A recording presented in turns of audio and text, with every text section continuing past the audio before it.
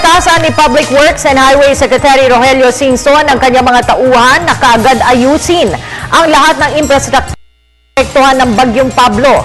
Si Noel Perfecto nasa linya ng telepono para sa kabuang ulat. Noel? Ang atas ni DPWH Secretary Rogelio Singson ay agarang kumpunihin ang lahat ng mga infrastruktura na naapektuhan ng bagyong si Pablo sa Regions 11, 7, 10 at 13 matapos na malaman na karamihan sa mga ito hanggang sa ngayon ay hindi pa rin naabot ang tulong ng mula sa pamahalaan.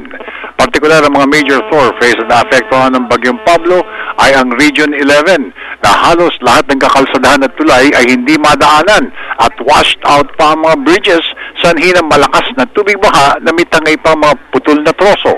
Ayon kay Secretary Singson, 3 mga bayan sa Davao gaya ng Katiil, New Bataan at Baganga ang importanteng maisaayos sa mga lansangan para makapasok na rin ang mga relief items at mga ekwipo na gagawa sa nasirang mga infrastruktura. Aabot sa 83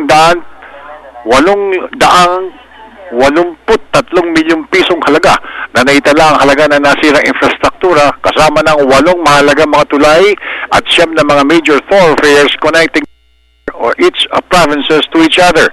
Ayon pa kay Singson, mahalagang magbago na rin ang disenyo ng lahat ng mga gusali.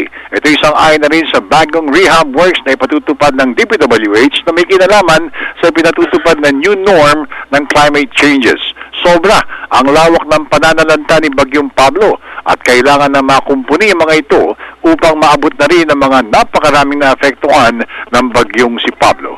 Para sa television ng Bayan, ako naman si Noel Perfecto.